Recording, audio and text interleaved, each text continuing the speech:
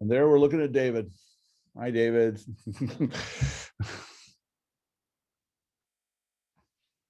Okay.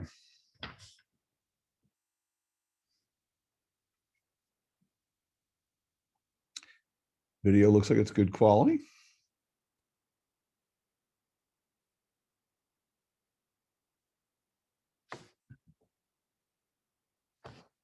There's Peter Trapp.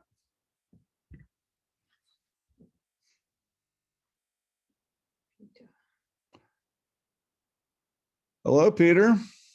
Oh, there's no reason to throw your glasses around. You'll need those. Oops. You're on mute, my friend. We cannot hear you.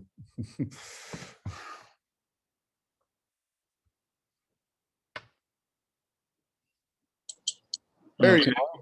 Can you hear me now? I can hear you now. Good. All right. So how's the world according to Father Patrick today? Oh, goodness, don't count on that. Hello, Peter. The other Peter is coming on board with us now. His audio is connecting. Two Peters, a Patrick, and a David in the background. Father Patrick, I have no idea how I was able to get in touch with you. It's Constance, a miracle of modern technology. this is God's will only. I accept that. Never done this before. Power. Constance is on a bus on her way back from her first trip to New York in 382 days. Oh, excellent, excellent. She wants. And we'll begin our presentation tonight. This is the conclusion of the Soul of America, or the American Soul, excuse me. And we were kind of talking a little bit when we first got started. One of the things I love about this conclusion is that Needleman, who has been uncharacteristic of a philosopher, he's going to get his head out of the clouds and actually talk about practicality. A lot of folks have been saying through this to me, both online here and offline, this is great. I love it. I think this is fantastic. How on earth are we ever going to do it? And he kind of talks now about how we can do something here. But at the same time, he begins to really look at it from the practical perspective of saying, as human beings, we've got to realize that there's two different things here. The way that we are and the way that we can be, and then the way that we could be. And I differentiate between those two because one is the full potential of humanity, and then there's this reality of how far we can go where we are right now. I kind of touched on this a little bit last week, but I want to reintroduce something. If you talk to a lot of evangelical Christians, and by that I'm thinking about people that are Baptist, maybe some Methodist, they really operate in a world, and I'm going to teach you a theological term here, eschatology, which is having to do with the end of the world. In short, the kingdom of God, fully present, fully realized. Most people there will refer either to what we call a realized eschatology. These are folks that believe in a born again, you're a different person, you're alive in the Spirit of God, and you're fully regenerate and redeemed. Anybody that's like that has no decent mirror in their house, in my opinion. And by that I mean is they don't look in the mirror and see their own faults and realize that we are not fully realizing the end of God's plan for us. There's also some other folks that, and you'll hear a lot of people talk about it when they talk about things like the book of Revelation and things of that sort, is that the world is already in the handbag and gone to hell. And so what we're doing is we're just hunkered down here like people in an occupied land, waiting for the invasion of Jesus to come back and fix things. And these are what we would generally refer to as an expectant eschatology, waiting for it to happen, but it's not happened yet. And Anglicans and most Christians hold to the notion of what we call an inaugurated eschatology. The idea that it has begun, but it's not fully realized. We talk about it as being the in-between time from being fully fallen and messed up and hoping one day to be fully and completely redeemed and realizing all of that, somewhere in between there. And in the tension of that time, there's always that call of the Holy Spirit in our lives that says to us in our hearts and minds, this is what we ought to be. And then the reality that we never fully reach that. And this is a lot of what Needleman talks about, this idea of what we are and what are the idea of what we are. So there's the is and the if you will, there's the what could be. And what we have to realize is that somewhere in between there is what it is that we're supposed to be, what we can and we're operating in right now. And I mention this because in anything we're going to do, we're thinking about moving towards a more just land, a more unified land, a reconciled land, and all of the things that divide us and fracture us. Just like Christians, we as a people have to begin to see ourselves as fallen, potentially in working towards with the cooperation of God and goodness towards the better, but we're not going to see ourselves arrive. And this is where the Christian would say, we're not going to see ourselves arrive until we come to Christ's second coming. But even in Needleman's viewpoint, from putting forward the possibility of a secular perspective on this, what we do is we realize, just like we do as Christians, every day we're going to wake up, we're going to have our failures. We strive again, we find redemption, we seek reconciliation, forgiveness, and we go forward. And this is at essence what we're trying, what I think Needleman's putting forward in this book, and what I'm kind of positing for us is really the way that we can see each other, we can see ourselves as individuals, each other as a community. And it's, I think, the answer and the direction home for us as a people, as a nation. How's that sound so far? Sounds fine without any fever. Now, what my wife has told me is I'm supposed to tell you what I'm going to tell you, then tell you, and then tell you what I told you. And so to that end, I've just told you what I'm going to tell you today. So what I'm going to do now is I'm going to share a screen here. And bear with me a second. I'm going to try and do this. This is always the iffy part of all this for me, is can I accomplish this without too much difficulty? So slideshow from current slide. And then what I'm going to do now is we're going to share it. With any luck. Okay, do you all see the full screen now? Yes. Yes. Excellent. So glad. Okay. I'm going to kind of minimize you guys on my screen here so I can see better what I'm looking at. So, embodied in what I've tried to say so far with everything we've been talking about, I keep bringing back this sculpture of the person wrestling with himself. And I think that's really, in essence, what we think about when we think about this section and our conclusion. How can we bring this about that we can become reconciled to ourselves?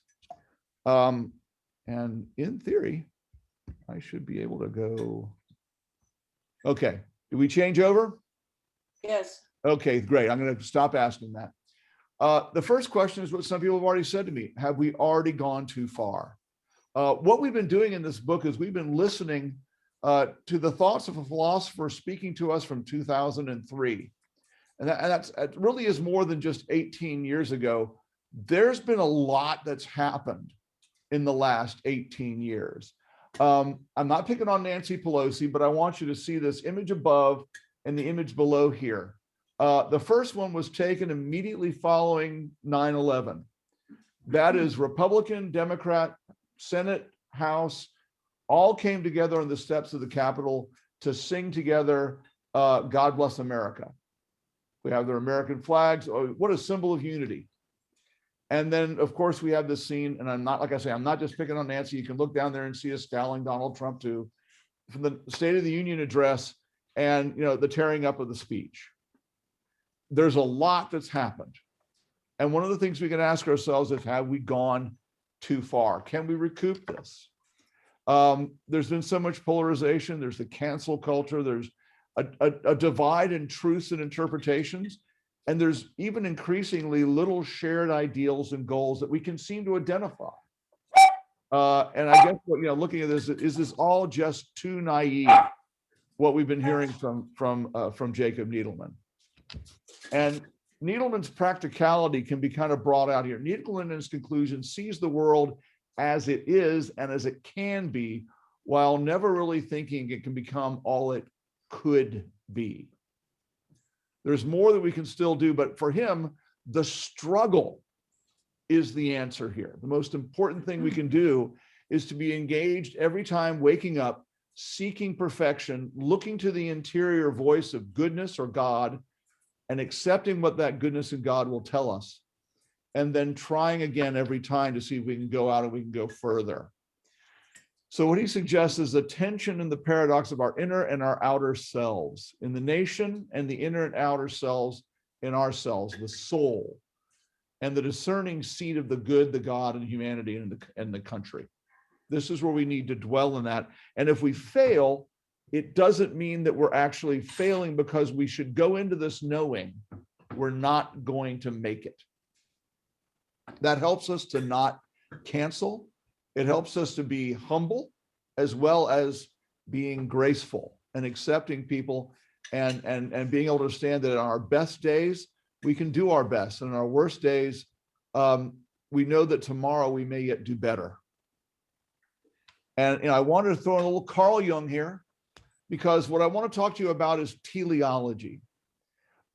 It's not just what we do, but the idea that what we're looking at here is, looking at the definition here, just an explanation of the phenomena in terms of the purpose they serve rather than the cause by which they arise.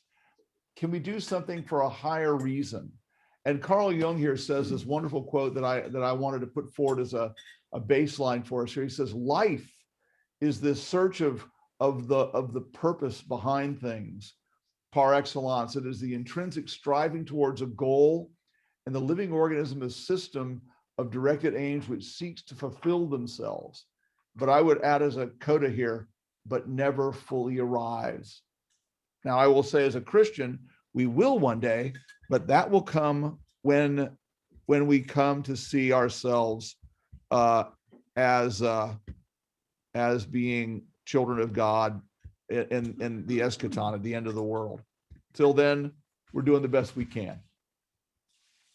Now, what he says is that he breaks it down as what America is and what America means. What he says is America is what the ancient wisdom, the ancient sort of philosophies called the world, in the form of a vast nation. The world with all its noise and violence, its ideals betrayed at every turn, seducing itself by noble words it can neither understand nor obey, and which only masks its actual fragmentation and deadly momentum. In the room called the world, men have always spoken passionately of justice and common good, right before and after, and even while they're in the act of cutting a throat or stealing a purse or salting a wound. It's not a pessimistic assessment. What he's saying is that we begin in this wrestle between ourselves and within ourselves, realizing that at the great momentum of our understanding is that we are already acknowledging that our failure, if we want to call it that, does not constitute that we've gone back to the jungle. And, as a priest, that's something I find myself so often dealing with people, even in the confessional. Don't become frustrated. You're not going to be perfect. Even St. Francis had bad days. Jesus himself got frustrated. And I love that scene inside the Gospels when Christ sees the fig tree that's not bearing fruit, and he curses it and it dies. I mean, was Jesus perfect? Yes, but even he got frustrated. And we can't allow ourselves to lose hope. And in this, he says that America is the hope of the world. He says that America yet still means hope. On page 332, he says, behind what America is, there lies what America means. And we are naive only when we confuse the two.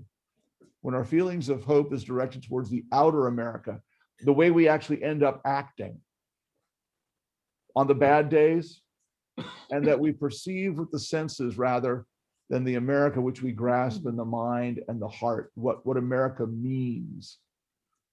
And this is something that we can do. We can begin to think about, like we talked about at the very beginning with Washington and Jefferson, to look at them and say, yeah, they were human beings and they were failed, but at the same time, can we not see inside of them that their great ideas and their more noble endeavors spoke to things that enable us to find in them examples, and real examples, real people then, not just on a pedestal, not just made out of marble, but flesh and blood that managed to do things that we seek to emulate. And if we can do that, we can do the same thing with saints, for instance, and find things for us there.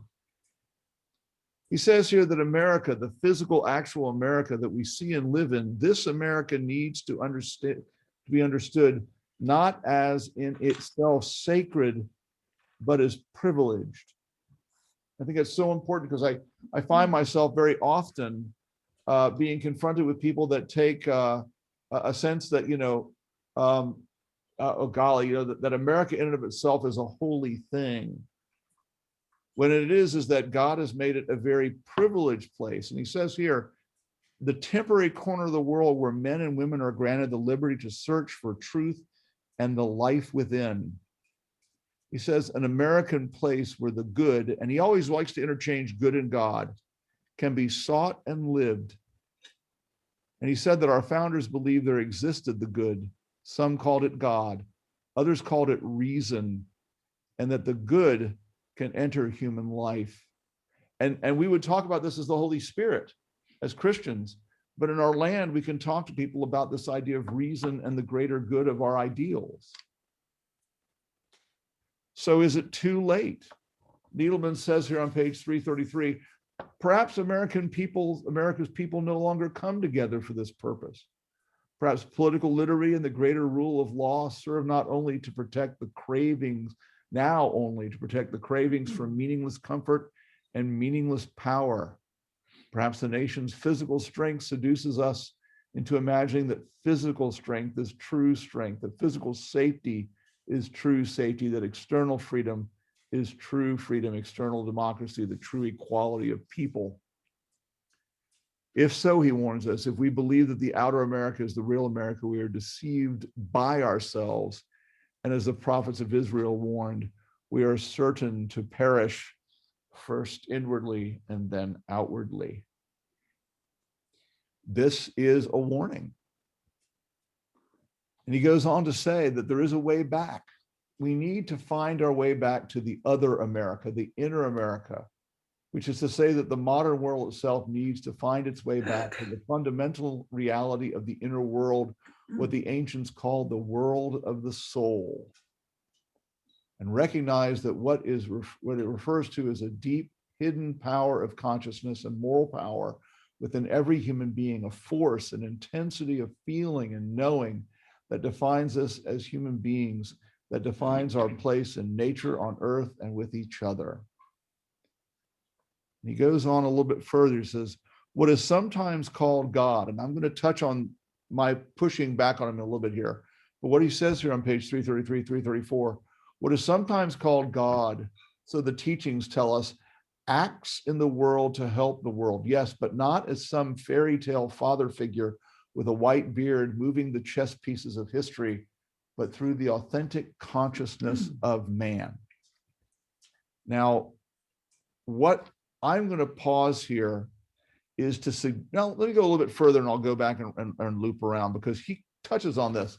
There's that image of Adam and Eve being kicked out of the garden. Man is what man is. Man's life is what it becomes because man is what he is.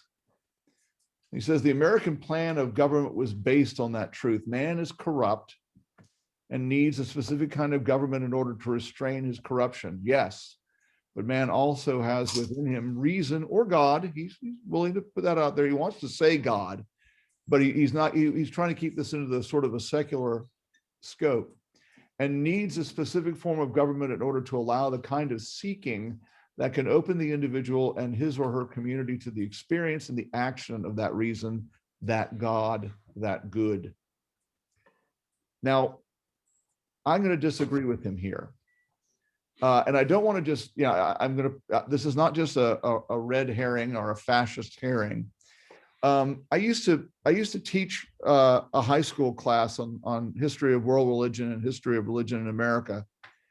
And what I used to always try to convince the kids, especially when religion fell very much to the background following the 1920s in America, one of the things I wanted to show them is what it looks like in a secular society. Because if we want to rely on a non-religious, the way I used to say is take away the fear of hell, which is essentially the godly punishment that we're hearing about, this force to control. People will give in to their baser instincts, and even the ones that know better will give in if threatened. And the thing that I used to show them was and if you've never seen this film, I recommend it. It's called Conspiracy. And in it is a dramatization with Colin Firth and a few of the more famous actors. It's quite a nice production, but it is taken directly from the transcripts of the Wannsee Conference. Kenneth Branagh, that's the other one. He played Reinhard Heydrich. But in this film, you see the actual words and actions of this meeting where they planned to kill the Jews. And in it was a man named Stuckart. And Stuckart was a lawyer, he was a law writer. And in a secular society, which is what we're kind of bumping up against here, the idea of secular morality is tied up in law. And he was an interesting man because he's fighting this notion against a really intimidating collection of the head of the Gestapo, all of these sort of people that take people out and have them shot. And he's arguing vehemently that they could not conscience killing the Jews. And he's even making the argument, he says clear as day, that laws are written not only to limit and punish the people about whom they are written, but to limit the extent to which those who enforce the laws can act. He uses almost his exact words.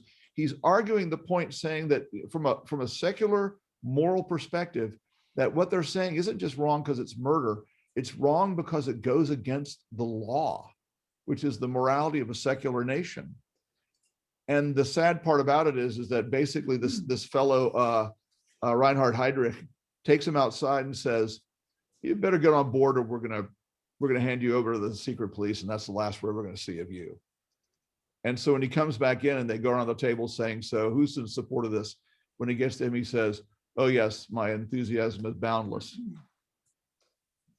And I'm not just picking on that one man. Part of why I want to say that we can't count on just the fear of the law is that even the law in a secular society without the fear of hell can be subjugated. I could talk about other things longer, but I just want to lay that out as a little push against him. You see, what he's saying is the reason for government, the perfection of the self, that human life on earth can become what it is meant to become. And government was there to protect that process, to allow that process. The one thing that I fear of, as I'm trying to describe in that last, hopefully not too boring anecdote, is to explain that I fear that if we don't have God there to hold us accountable, then sometimes the majority rule, that 50.001%, can convince themselves to make something legal, even though it's not moral. And so that's my pushback there. This all works swell as long as we all think that there are eternal consequences to what we do. And it's not just a matter of saying, well, maybe we have to break a few eggs to make an omelet. Or better yet, I just want to get out of the room alive. So why don't we just pass over this? He mentioned something, and I think this talks where he begins to agree with me again. He talks about examples of failing governments. He talks about communism here. And here he's saying on page 335, communism places its entire emphasis on improving the external lot of mankind. It places its faith in external change in the redistribution of wealth and the means of production, in the correcting, of hierarchical inequities. And what he says is the absence of attending to the inner world of man, such aims could only perpetuate the crimes of society under new and newly deceptive names. Anyone that's a student of Soviet history, once a lot of the motivations were removed, people just kind of denigrated down. I mean, the alcoholism and working half days in the Soviet Union was rampant, and a lot of corruptions. I do encourage you to see the mini series, if you can, on HBO called Chernobyl, not just because of the history of that catastrophe, but to see how much just simple moral corruption contributed to a terrible disaster, and the unwillingness to admit something so they could correct the problem. But then again, we might also be able to say the same things about any government, because he says here, injustices emanates from man, not from circumstances. Or to be more precise, circumstances and the laws that support them emanate from the mind and heart of man. When the mind and the heart are undeveloped or corrupt, no laws or economic system, however wisely conceived, can bring about what he calls the capital T good, the good. And if we're going to let ourselves off the hook and say, okay, it's a communist thing that went bad, he asks about free markets. It says, what do free markets have to do with real human freedom unless they provide for the material needs of a people seeking the inner freedom that is the essence of the developing human soul? Without the inner aim, economics turns into consumers rather than creators. And so we find ourselves becoming sedentary and lazy and self-satisfying. So he touches on this idea of the soul. I think he's trying to bring us back to a place of hope.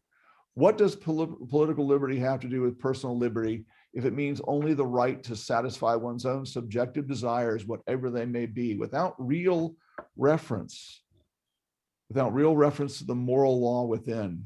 At the root of the American idea of liberty is the right of every individual to search for and to attend to the dictates of conscience.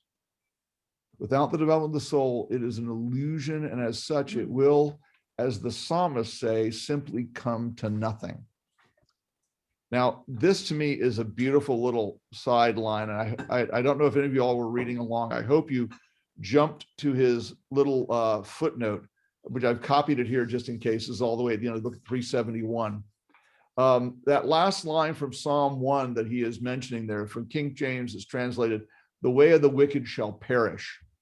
And I think I've bored you all. If you've ever been in a room with me more than an hour, I'll start talking about how wooden Hebrew is. It has so many ways. It's such a sledgehammer of a language. And the Hebrew there is simple and concrete and could even be rendered as the way of the wicked will peter out. That is, the actions of the unrighteous go against the laws of the universe, and as such can give no real results. And indeed, they're doomed to die. And I think that's, to me, the one thing that I wish he would find for us a little more of a leaning on the idea that God wants us to make sure that we know that if we drop the ball, we're going to die.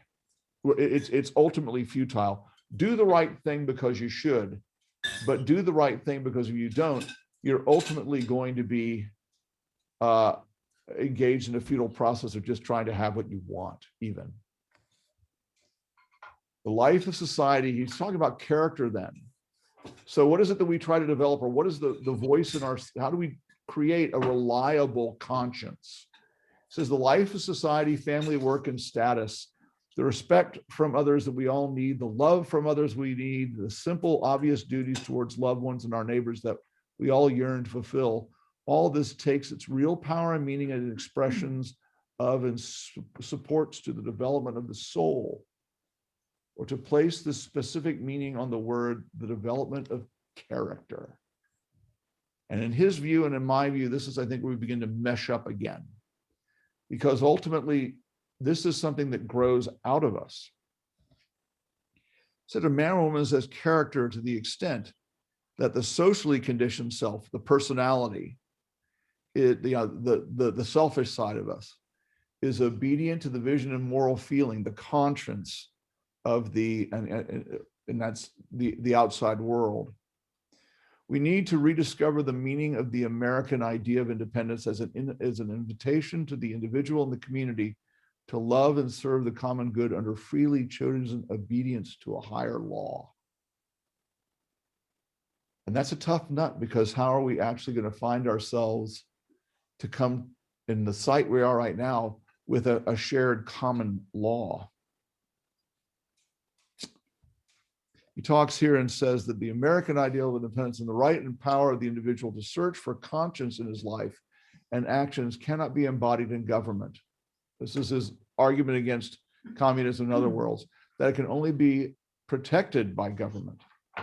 It is our personal freedom, and yet at the same time, it promises a recognition of the higher rights that personal freedom or security of property. And that is one of the coolest things he begins to shift gears on. He says, is there such a thing as a higher rights than personal freedom? And he says here on page 338, according to the laws of nature, which is quite superior to our will, it stands thus: there will always be a government of force where men are selfish. And that's going to be wherever we are until God comes. Now, it's at this point that I'm going to leave this screen with you guys, and I'm going to stop sharing, because what happened was, hi, everybody again. I didn't know this about Kindle, which is where I've been cutting and pasting these quotations out, but it has a limit. And so I was cutting and pasting this out of there, and it said, okay, buddy, you can't cut and paste another thing out of this book. So if you don't mind, I'm just going to switch us over here. I'm going to share the screen of just the book itself from Kindle. And I'm hoping you won't mind, because, you know, I have my copious. Oh, and boy, that looks awfully small on that page. Let me see if I can crank up my font here a little bit, because that's tiny. Yeah, a little bit bigger there. Whoa, not that big. Okay, that sounds a little bit better. Okay. He goes into this idea of talking to Emerson a little bit about the secret of America, this idea of the time and future. It's this idea that we have to realize we are stuck inside the state of man's being, where we are in the world. But he talks about future from this perspective of what it's like to be a prophet in ancient Israel. They weren't just telling the future. They were looking at how humanity was and advising them to say that if we don't make a change here, then we have to realize that we're going to become something other than we are. And so he says here, I think this is the quote that I thought was particularly telling. If we take America literally, if we see around us conformity, corruption, rank injustice, materialism, superficiality and vulgarity, metaphysical squalor, that's a great word, blind attachment to physical comfort. If we see only that, we see the death of America and the ends of its future. But if we look more deeply, we can still see a nation and a people granted for a brief moment the material and spiritual conditions enabling them to step into a real future of man. That is the future of the developing soul. And again, if there's a warning to us, given what he just said from Psalm 1, part of what we have to do is that, you know, God has a funny way of giving us these wonderful gifts in our lives. And if we don't use them in the way that he would have us, it's not like he comes down and zaps us with a thunderbolt. It's not even that he comes down and, you know, like Job, he makes a tornado come and take it all away from us.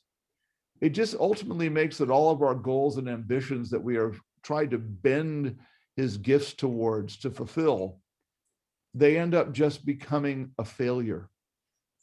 So he's telling us that we don't get to keep this great gift of this country. If the warning is any even more prophetic on his part, he's saying that it will dissipate on us. We may be seeing that happen in some of the divisions we see in our nation today. If we don't turn ourselves back to that call to listen to the good, the God, and helping other people to be able to see that there is a good that benefits them to be able to come to that. And it's something that we come to understand because we know as Christians that it's inside that struggle and that suffering that you learn that benefit. He says here, but without a specific effort on the part of man, without will and struggle, our future will disappear. Hope will disappear. Real objective hope will disappear from this world. That's something that's really been a troubling thing for much. You'll hear it. And I like to listen to BBC, and I like to read the Times of London, Deutsche Welle, and other places. And if you listen to them, one of the things they say is they really do want us to be better, because they'll say it, we're counting on you.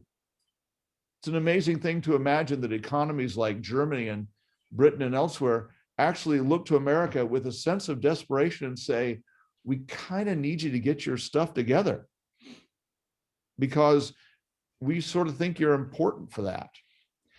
France, on the other hand, I'm not going to say any better. So what is this objective hope? He says, what is hope when we stand in front of an anguish of our time, the afflictions visited upon us by our success, by the very things in which we passively place our hope? Mental knowledge, technology, laws, the flag, short-term conquest and science, drawing in their train long terms, the abandonment of traditional customs for the sake of comfort, pleasure, and superficial liberty, the heavy influences we allow into the minds and bodies of our children, influences of violent imagery, egoism, drugs, and sham ideas of fame and sexual titillation, all of which combine with a lethal absence of metaphysical confidence in the adult world, poisons to the seeds of innocence, wonder, which is the root of all that is truly intelligent and moral in man. In that, it is the germ of character, the germ of the development of soul, the first threads that connect man to what is higher in himself and in the universe. We have placed our hope in things, and it is especially poignant to consider how much of us and how many in the world have placed their hopes in external America, in its military power, in its laws, its constitution, its ideals. Such hope is purely passive, and that it expects something outside of the inner world of man to bring to the world safety, love, honor, and above all, meaning. Passive hope is only a dream, not a force, certainly not a force for good. Our first and last question then is, can America with its great armies protect itself in the world, with its constitution lighting the way to empower the peoples of the world? Can America become stronger and weaker than it is now? Weaker in the sense that it allows itself in the world to remember what it stands for, namely the vision that requires the individual submission to a higher invisible reality. Stronger in that it begins to remember that it was created to protect and shelter the process by which men and women seek to tend the soul. It's a great, great vision for us. So he says, America must give back to the world the main thing it is taking from the world. If America does not remember itself as the guardian of the process by which the soul of man can grow and act upon the earth, then America will surely be destroyed. Not necessarily through war, but slowly and from within, like a hollowed out tree standing tall in the desert of petrified life. He does sometimes play the part of the poet.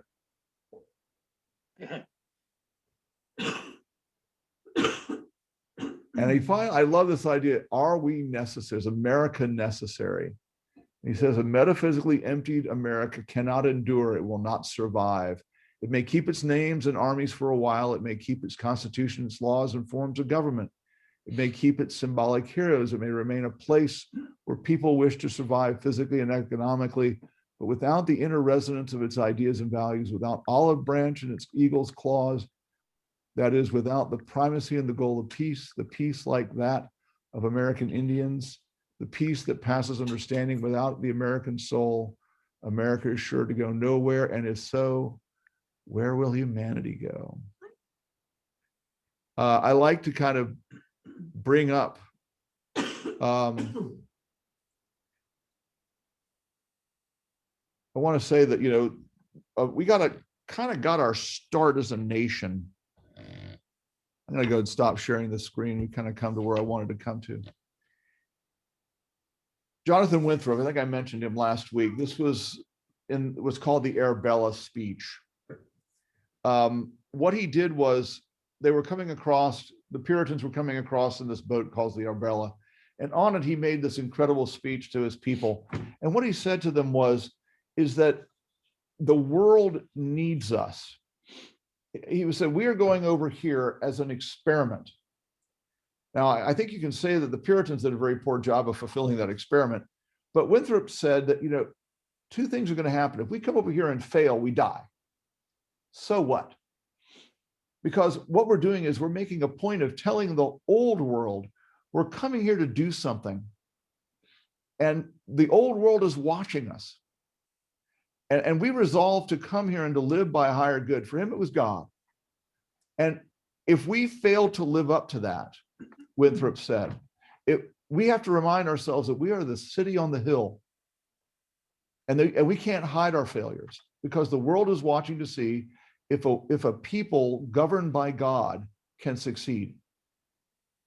And he says, if we fail, it's not just that we die and we fail. We actually will tell the world this doesn't work. That this idea of living for a higher goal and instead of just personal gain is futile and they won't even try. But if we succeed, we might show that old world and they may imitate us. And if we imagine what has happened since then, since that 17th century speech was given to people on a boat crossing the Atlantic, we could imagine the world has looked to us. We have been an idea and a hope. And if I can turn that back into a little bit of the Christian world, it's the exact same thing we try to do every day. If we can't show the world that Jesus is real by letting them see what it does for us in our lives, then that very same thing happens because we wear the mantle. I mean, it is amazing. I wear this collar around town. I never curse. But, in all reality, it's an honest statement that I feel because I wear a piece of clothing. I feel the mantle of my office, but we all have that mantle. And what Needleman is talking about here having to do with the world and America as a nation is the same thing that we try to exercise every single day as Christians. And so as I kind of think about this with you guys, and what I want to say is there's a hope, and it's real because our founding fathers, with all their faults, took the things that they knew from church and from reason that they had garnered and said, we can use this even in a place where we don't make God the ultimate goal. These were some very wonderful people in the age of the Enlightenment that said, we can use reason as an argument. Even with my hesitancy to say that the primacy of reason and humanity is reliable, I think that it does come for us the notion that I personally think that Christianity and Christian communities like St. John's becomes a kind of organizations that can promote this with a sense of an urgency that too often, and I think now we can see even more clearly than 2003 when Needleman was writing about this, the consequences of it when we stop listening to that internal good, that reason that we lean and rely upon, that we think has got to be at the heart of the soul that develops character and makes us the kind of people that we want to be, hope of the world. So here we are at about 5 minutes to 7, but this is kind of the conclusion on this book. And I'd love to be able to hear what you guys have thought about this journey with me. Most of you have been with me the whole time. So what do you think, gang? Except for you, I don't want to hear what you got to say. I think it's a tall order, given today's climate. What do you think about, this is a starting point. Do you think his prophecy is true? Is this just a bad spell and we're going to climb out of this? Or do we have a narrow window to fix this? I think we better be careful. I really think we could be. To get back to the middle. It's interesting. I have often heard. I I studied modern history at a university, liberal arts university in Atlanta. And one of my professors would always kind of tell us that, America is very different than Europe because we've responded to crises in different ways than Europe did. And the way the phrase he used is that our day of reckoning keeps getting kicked down the road. We were kind of beginning to deal with our identity as a world power, and then World War I happened, and America suddenly became the arsenal, the savior of democracy. And then you began to see us struggling again during the 1920s and the Great Depression. And even the Depression kind of made us back off and do something different for a while. And then, World War II happened and we got involved in that. And then before we had a chance to catch our breath, it was the nuclear age and the Cold War. And, it's interesting because, you can see moments. I don't know if anybody particularly likes George Herbert Walker Bush, but as a president in history, I love him myself. I think he's a swell guy, and I think he was a heroic man. But it was an interesting thing that when this moment came with the fall of the Soviet Union, he really thought, and it kind of freaks us out today when we hear he talked about a new world order. And it wasn't that he was trying to become this dominant. It was the idea that we could actually change the way we settle disputes. We can change the way that we that our goals as human beings. Because the way he was looking, is like I just described, it was like, gosh, we had defeated Hitler. It looked like we really were going to get right this time. We were starting the UN, and then the Cold War happened in the Soviet Union. We have these conflicts. And now that that's gone, maybe we can try again. And it's interesting because, what was the result when the fear, I think we're all looking around the room. We're all old enough to remember what it was like to live in the Cold War and the fear of nuclear annihilation. Kids today don't even have a notion of that. We all grew up with that. And it's an interesting reality for us because one of the things that drove us was feeling like we were underneath that power. If you ask young people today, what is the most imminent threat to humanity? The answer is global warming. Yeah, Climate change. That's a crisis above all crises. That really have not seen any real war or the destruction or so forth. They've seen it maybe on television, but it hasn't hit home like it did World War I, World War II. And without depreciating the notion of climate change, what I want to just say is that even then there's a dispute. You knew that the Ruskies had the bomb. You knew Hitler was a bad guy. We don't have even that to unify us in terms of a threat.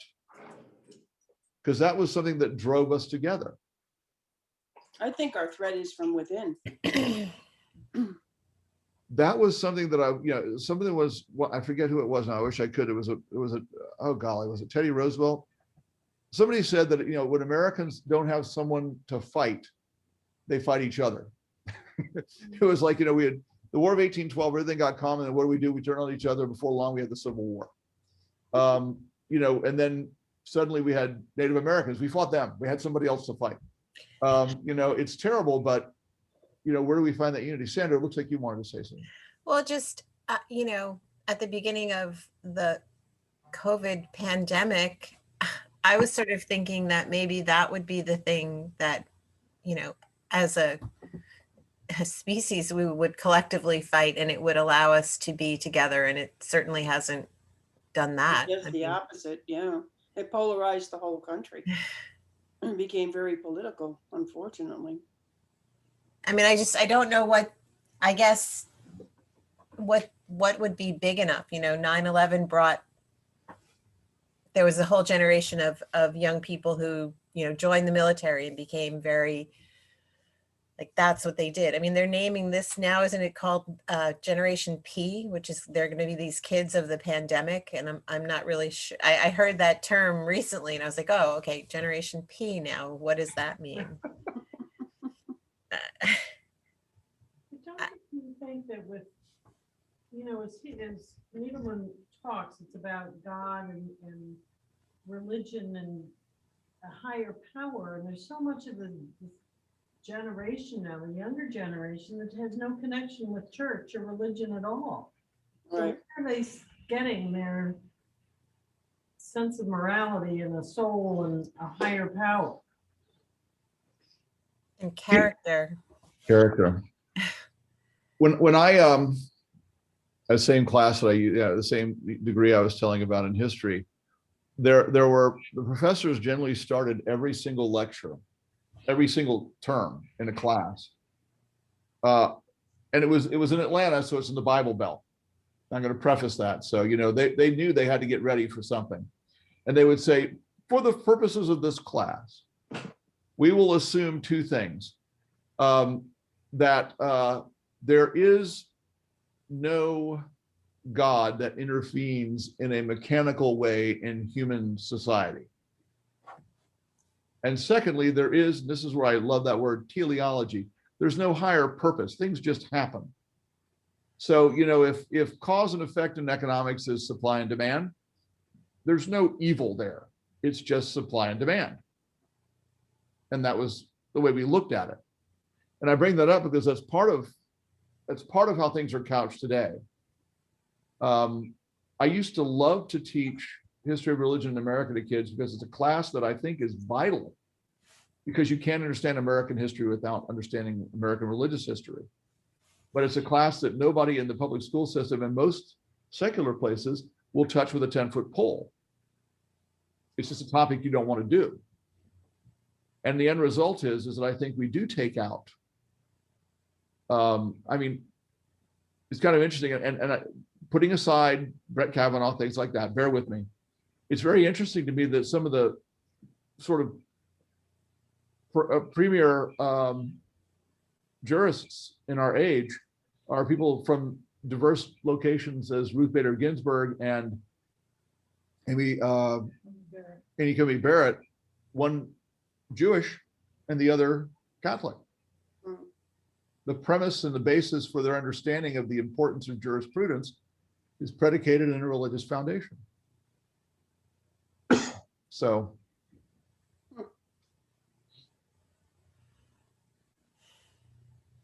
and that was one of the, I used to love the fact that Ruth Bader Ginsburg and, oh golly, I can't. Scalia. Anthony Scalia were best friends. Yeah, that's hard to believe. You could not find two people more different.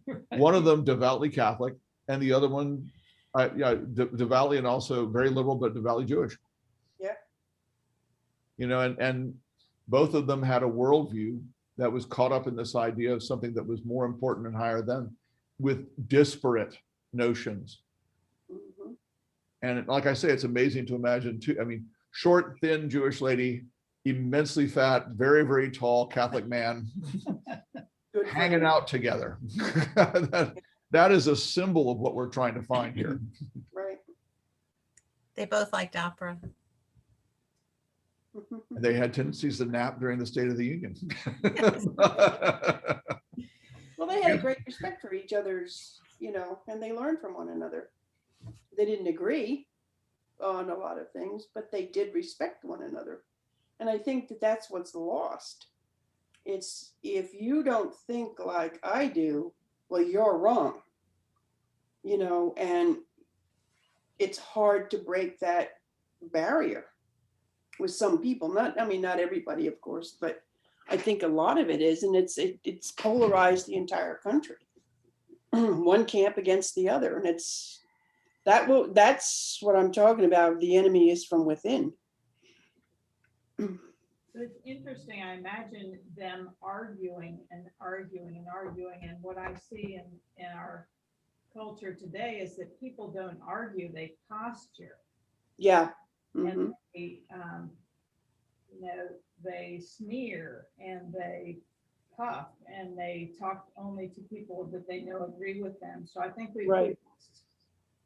we've lost an ability to articulate. Mm-hmm. Lost an ability to make a safe place in the first place. And the second, I think we've lost the ability to articulate exactly what we think and feel, and to, sort of put things on the table to find places where we can discuss or disagree, specific things that we could talk about or work on, or, agree to disagree. It just seems like there's Yeah. much pushing away of the other person, and we've lost our capacity to think. I think so. I think our devices have made us offload so much of our mental capacity that we don't dwell in. I mean, this is a hard book. I crapped out in the first chapter. I thought, this is great. My own wife. I said, this is great stuff. And then I couldn't get to it. And then I thought, well, he's just going to hand it to me on a plate on Wednesday. So I'll just wait. So I'm not calling it. None of you are allowed to return these books to me. You must I'm keep still I'm way behind you. Way behind you, but still reading. I want you to see that on your shelf as an indictment. No, I'm just kidding. Yeah. I think Deborah's really like, it's also the lack of respect, even for your own thoughts, because thinking hard things is hard. I mean, it takes energy and it takes being informed, and then to have the conversation with someone whose thinking is quite different than your own. It's as a society, we don't really seem to have even the initiative to do it in a way. And maybe it's all of the devices or the media or whatever, but that's the hard part.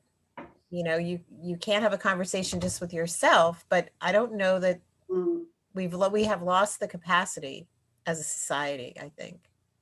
Yeah, I think so too. Well- And I think a lot of that's the internet, because if you're going to talk and so forth, and you know, it's not face to face. So it's easier to say whatever you're thinking because you're not really talking directly to that person. You can't see each other. And I think we've lost the human contact with the internet. We lost our social skills, I think, is what it is. Can I ask probably everybody knows the answer except for me, but why is everybody beating up on the Asians? I don't know. I have no idea. Flavor of the month. No. Yeah, Even that is up for dispute. There's one argument that says that, you know, it's because we've blamed China for COVID. You know, in certain circles, President Trump, others have made that assertion. So therefore, there's an anti-Chinese perspective. I would almost argue that would be, speaking for myself, we're always looking for an excuse. but they're shooting Koreans, Japanese, South Pacific people. I mean, Asians are very smart people. They're They are easy to very see. successful people, and maybe there's a section of our society that is threatened by them. They look different, Janny, so they're easy to pick out Yeah. of a but crowd. they've always looked different. Well, and there's been a level of persecution, but I don't know. I think, Mhm. I don't understand why there's suddenly shooting up these women and or how about, you know, on the subway where they just attack some old, like the sucker punching, that's even crazier Yeah. to me. Right. Or the slashing with the box cutters that they were doing, and that was random. And that was several years ago. But I mean, it was random. You know, I don't know. So what do we do, Patrick? Well, the first thing I want to say is, you know, we look at this from a question of race.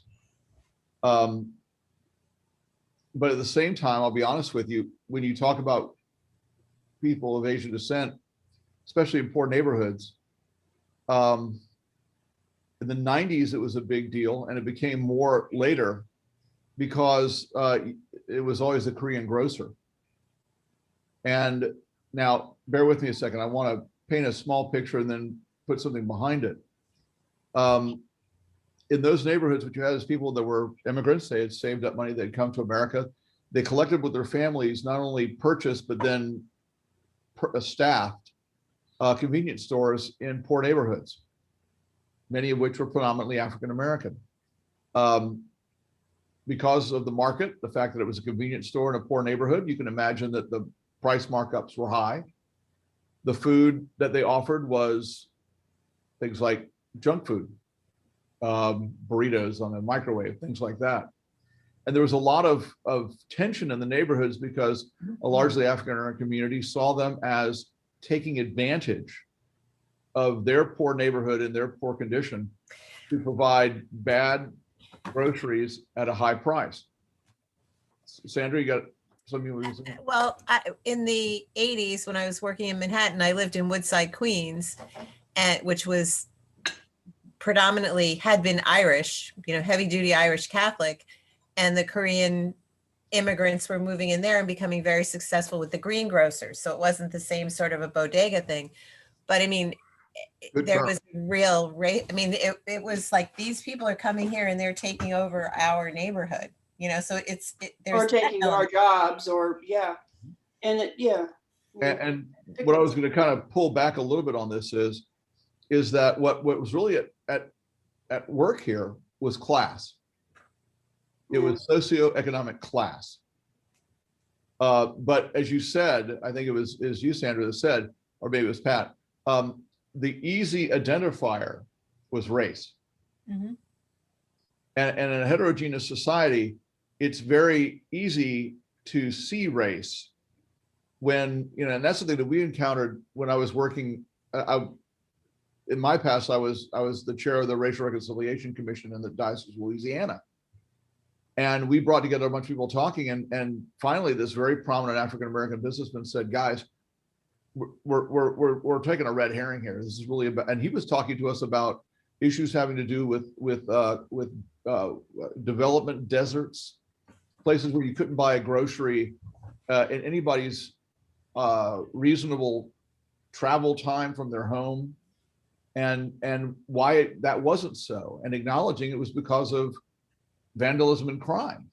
He's like, I'm a developer. I wouldn't build a grocery store in this neighborhood, and it's a Black neighborhood, but it's actually a lower class neighborhood.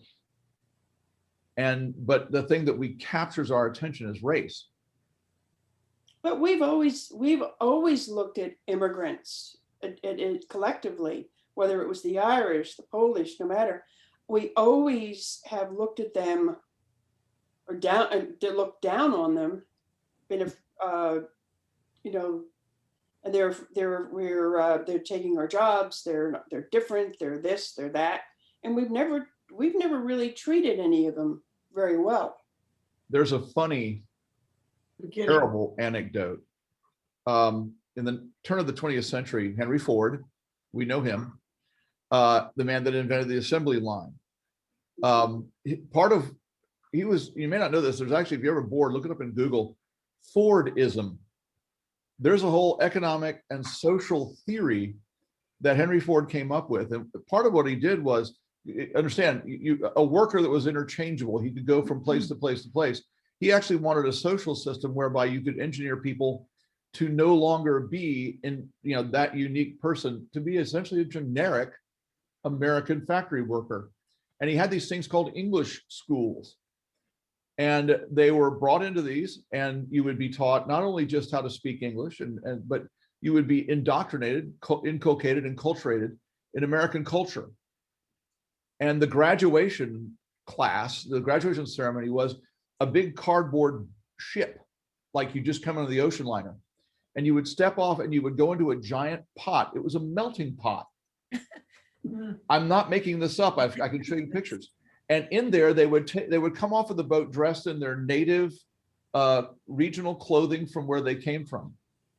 And when they came out, they had on a blue serge suit with a little straw boater on, and they'd be carrying a little briefcase and a little toolkit. And they were little Americans ready to go to work. And you can see there not only the desire for a homogeneity of a workforce, but an attempt to make a homogeneity of people. Culture. And, this is interesting because when you study American religious history, one of the most fascinating things is Jewish culture. Judaism in the 19th century, you have a thing called Reform Judaism. And it was born in America as a way of making an Americanized Judaism. It's a fascinating set of circumstances, but the whole idea was that it no longer looked like an Eastern European Jewish synagogue. Synagogues look like Presbyterian churches. They had pews, they had choirs. Hmm. And people, and they actually talked about meeting on Sundays because it was what made sense to do that in the context of America. We wanted to all be the same. So, it was literally a conformity that was adopted by the very people. No one made them do it. And this is an interesting thing because I don't think we need to be all cookie cutter Americans like Henry Ford did, but it does help us to have a shared cultural identity.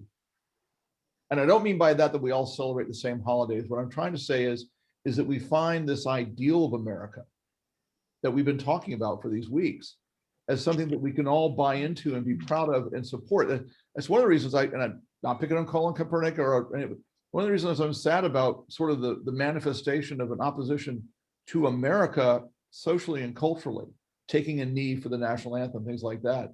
It's not that I think that we need to say everything's great in America, love it or leave it. I wish that what we did was we attack the sin while still believing that the institution of our nation can still be good. That's what unites us. I hate to say it, but then the flag, but not just the thing. But Peter, you look like you're ready there, buddy. Well, I was just trying to interject for the last 10 minutes, but that's all right. Excuse us. I wanted to respond to by the way, I'm sorry for that. Go ahead. Okay, thank you. I wanted to respond to Sandra's comments about the inability to have a conversation or political conversation, and I think it all goes down to something which I guess us Northern Europeans like to think of as tolerance. And tolerance can be many things at different levels, whether it's intellectual, social tolerance, religious tolerance, we all talk about that, ethnic, political. And I wonder whether in fact the lack of tolerance is a lack of maturity, a lack of patience, a lack of compassion. I'm not sure what the right answer is. But I do think that we have seen a complete loss of tolerance among citizens here in the United States, especially on the political side. And I actually find that a little disappointing in a way, because we all like to have a conversation, an intellectual conversation, or share different points of views. And I think that at the heart of it, there is when you talk about ethnic or religious intolerance or lack of understanding, I think that, quite frankly, America is, as is England, a lot more tolerant, even though people don't think so, because these are heterogeneous societies. Northern Europe is very homogeneous.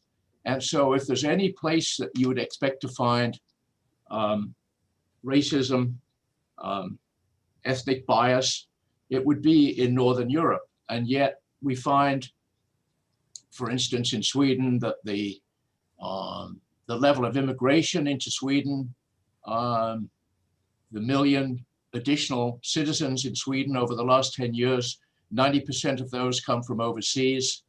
Many of them are Muslims or people from Central Europe. I think that on a social scale, I think that Northern Europeans have been very open to the economic disparity, and tried to help people out.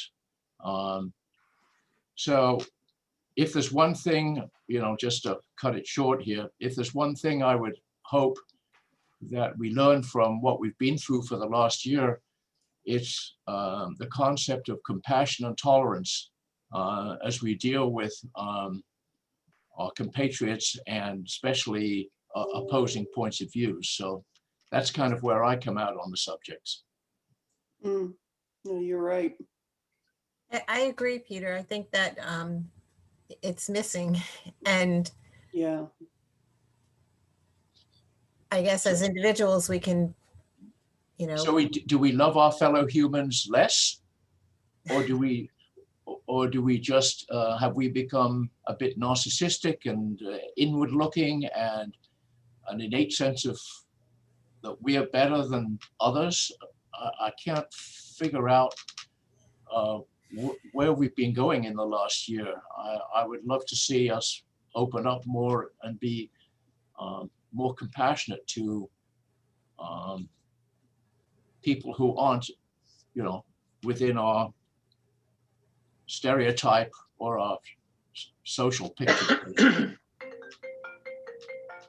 There's a lot to say about, and I'm going to push back a little bit on the assessment of Northern Europeans a little bit, Peter, because I would say, for one thing, Brexit is kind of an indication of a resistance to. Yeah, that's a very good point.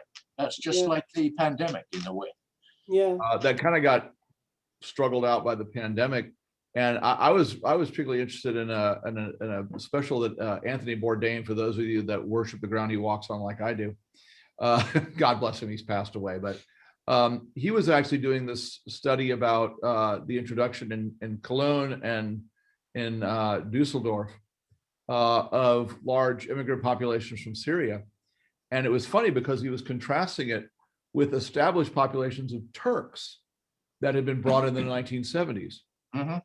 And it was the difference between sort of the refugee coming in, I'm going to use a Jewish term here, shtetl, the ghetto, I'm going to be in a little corner over here. We want to do our thing. You do your thing.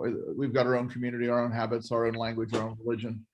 And what happened with the Turks was the Germans pointedly brought them in the 70s and said, we're going to give you schools. You can have your own neighborhoods, but we're going to inculcate you a little bit like what Ford did. We're going to kind of bring you into Germany.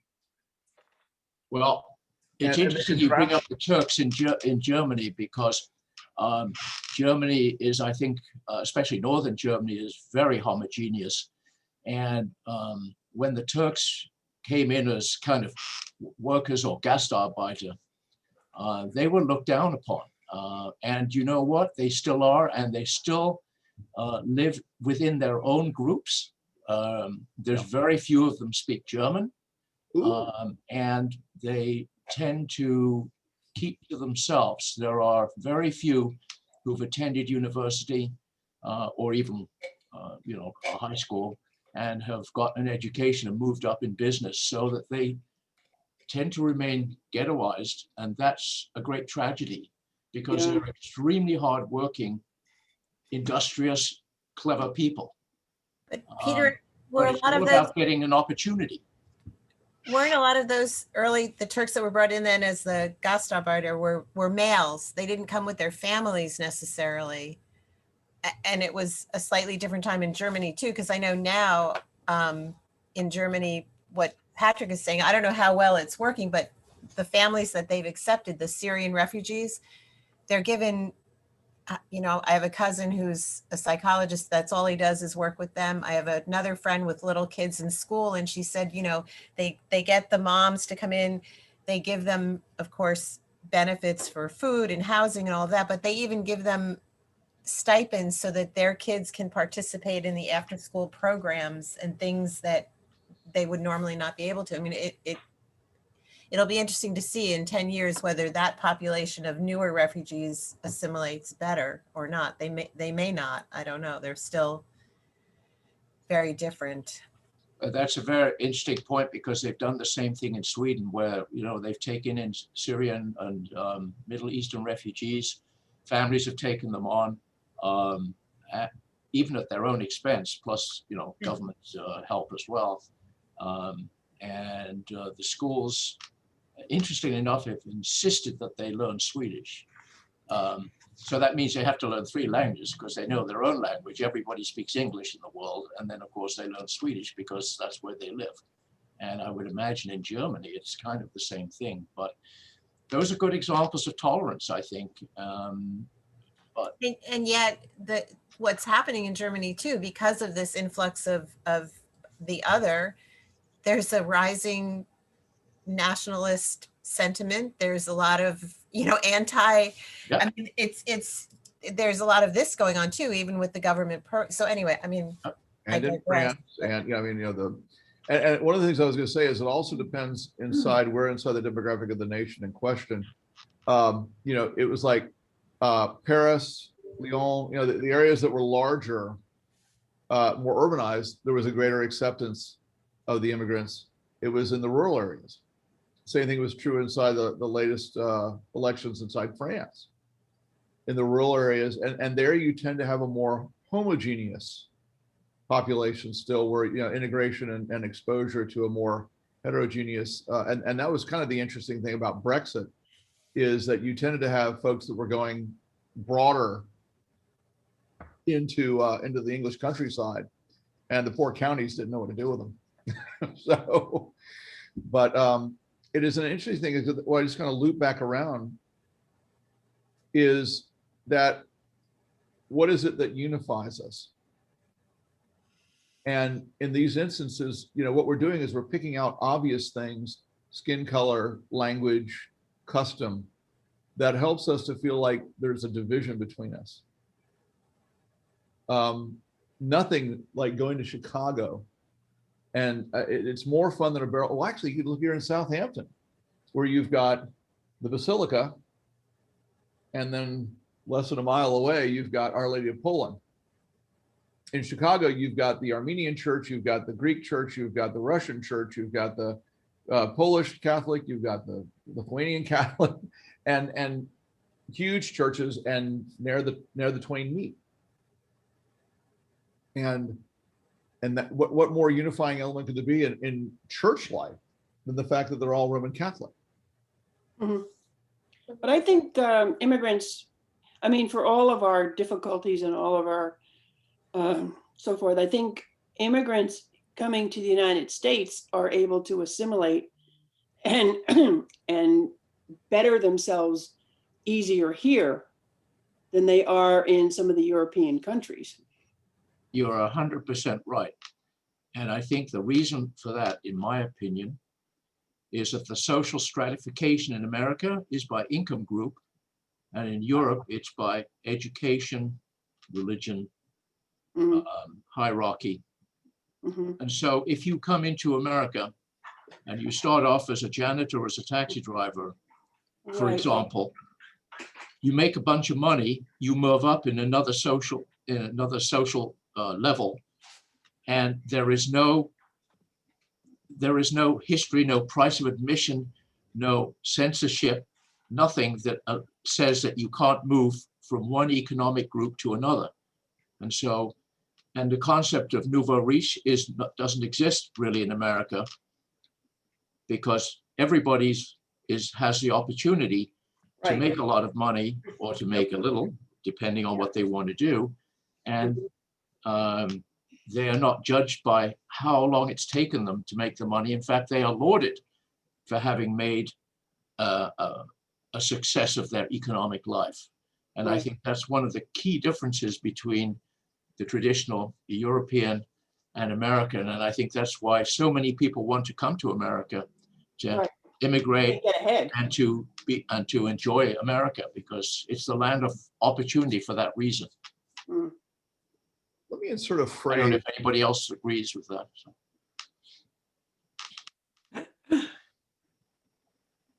Deborah, were you going to say something? You look at me.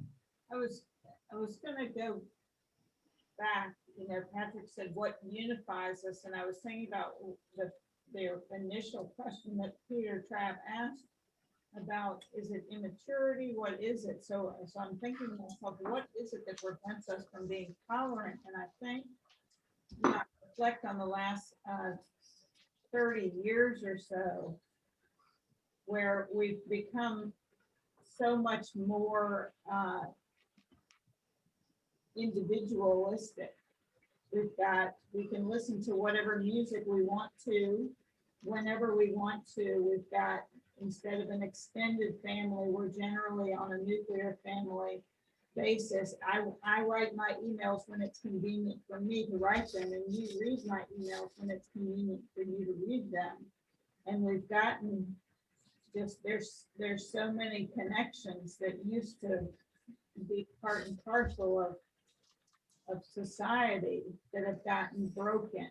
I text you, you text me, we're not seeing one another, we're not, we're missing 3/4 of the relationship, just conveying information. And I think that that we've all gotten impatient.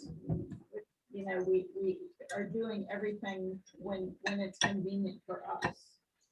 And I think that makes it easy to get impatient with other people who are not, in line with what I want right now. My Facebook projections are, just one-sided declarations. Just seeing us getting more and more turned in on ourselves. Yeah, I think you're right. We do. The idea of identity politics, perhaps. We're defined by our own category that we want to affiliate with. I love it when my wife looks at me like that. Guys, look at that face. That's the one I see when I'm preaching. This looks like, what the hell are you saying?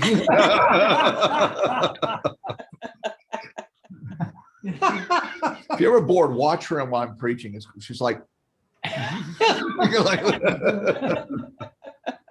like this. Let me get it.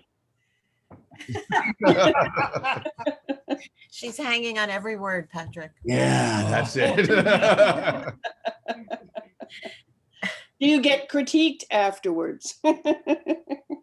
Generally, how was my sermon? Okay. But when she says it's great, I know it was. That she's not one to fly. I wanted to throw out a phrase here that somebody once very recently said to me that I think is interesting. Talking about immigration, talking about this. Somebody was putting the point: we are not a nation of immigrants. We're a nation of settlers. And the idea is that it's not that we just come here. It's that we come here and we get into it. Yeah, no, that we do. We do. And I don't think it has to look like Henry Ford's English schools. But the idea that we mingle, we get in together with each other. I think that's powerful.